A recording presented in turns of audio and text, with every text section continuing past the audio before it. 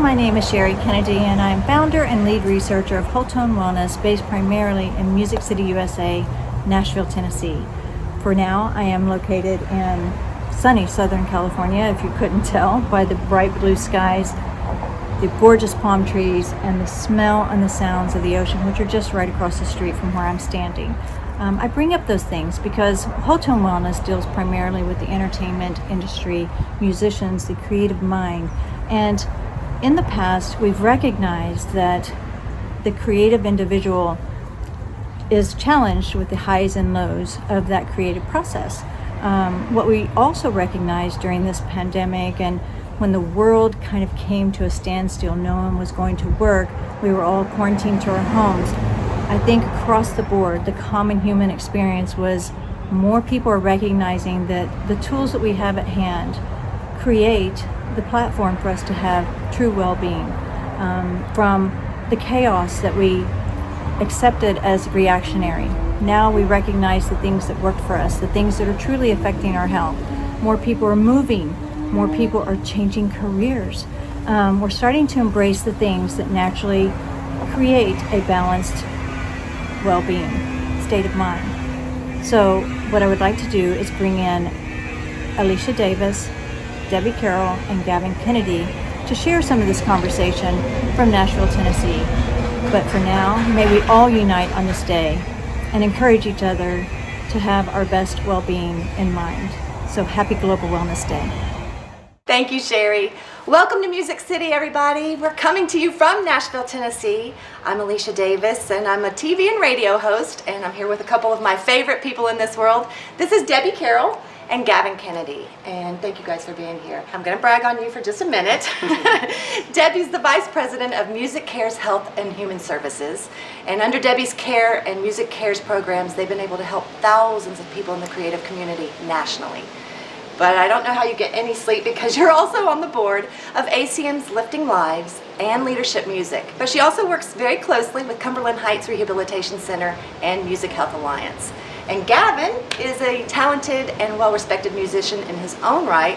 He's also the co-founder and researcher of Wholetone Wellness and a Global Wellness Day key supporter. So thanks you guys for being here. I really appreciate it. And I know this is an important day for everybody across the globe. Obviously, you guys are very instrumental in helping people with their well-being. And Nashville being such a creative community for many artists, not just music, but especially music. And I know that like this past year has been so challenging for everyone, but those creative types especially, right? Because they feel everything. And so I was wondering if you could tell us a little bit about some of the things that you guys have experienced with artists and creative types, maybe some of their challenges, some of the things they've had to cope with, and maybe some ways they're bouncing back. So Debbie, do you think you can help me with that? Absolutely. Okay.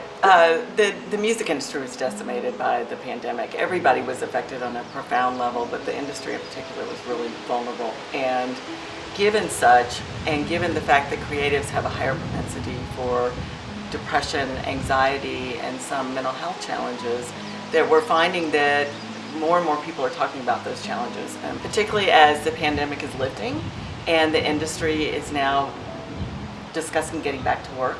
People are discussing more the challenges that they're having with mental health and prioritizing doing the things that they need to do to help take care of themselves in a very different way, even prior to the pandemic.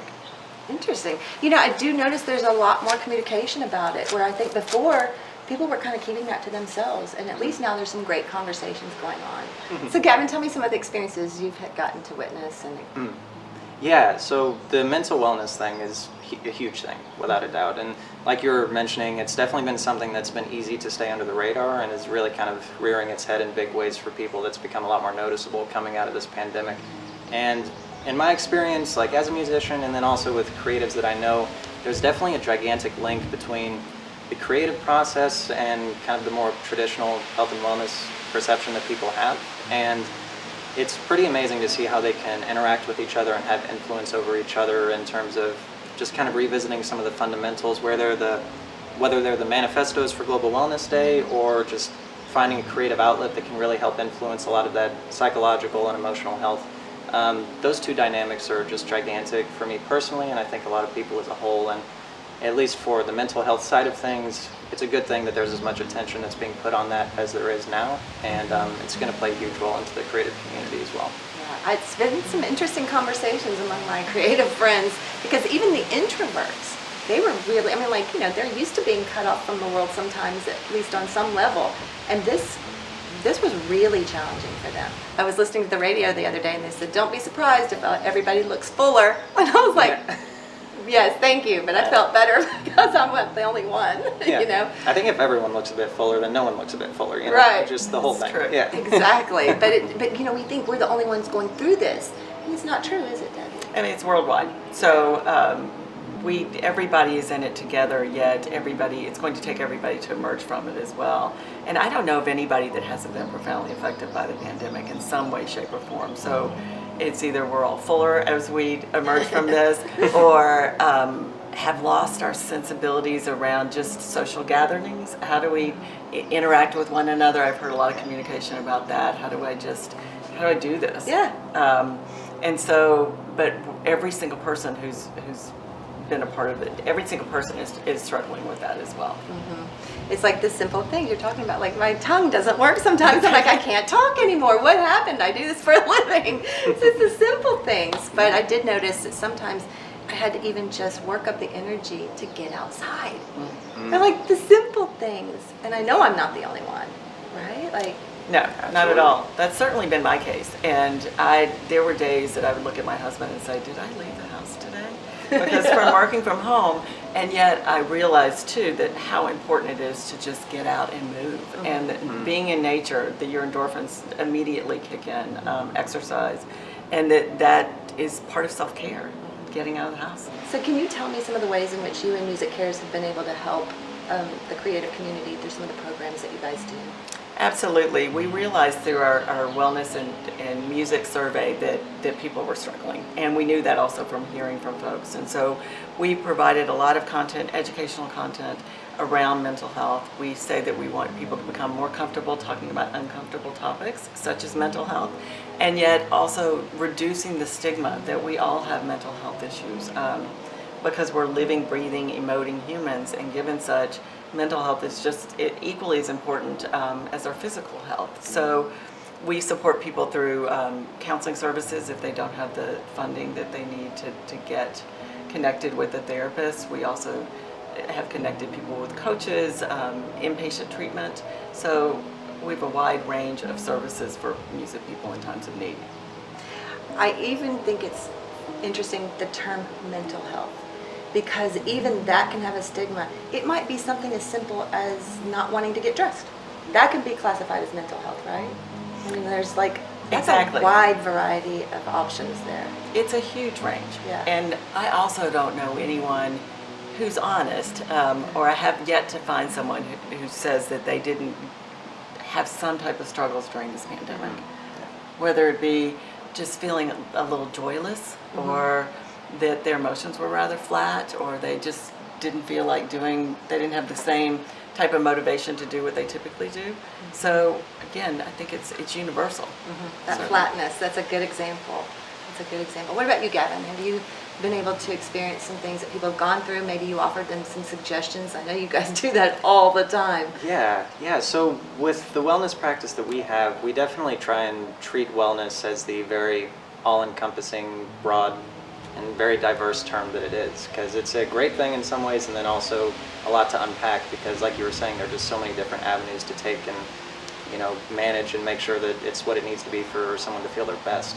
And it is interesting, kind of like Debbie was saying, there's an absolute shared experience with this pandemic and having something that's going on to whatever degree.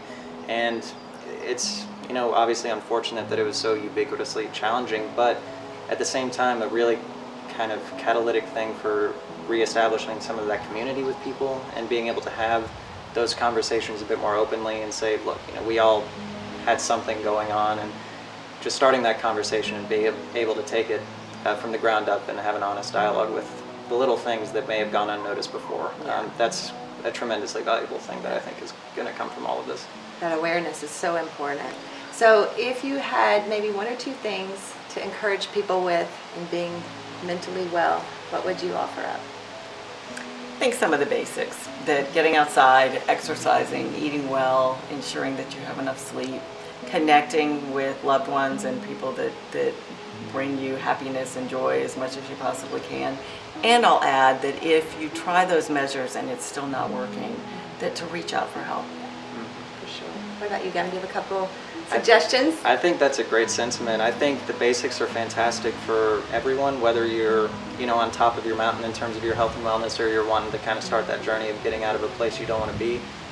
It's always good just to keep your eyes on the fundamentals, and it never really hurts to take your eyes off of them. So the Global Wellness Day manifestos, they're fantastic for that sort of thing. And anywhere that you feel inclined to pursue that you think would increase your own wellness, it can be a very intuitive process too. Like music and creativity was a huge thing for me in that regard, and everyone certainly has their passions and desires, and they can certainly be kind of cloudy when times get tough, but they're still there. So anything that's kind of a fundamental, definitely thumbs up for me.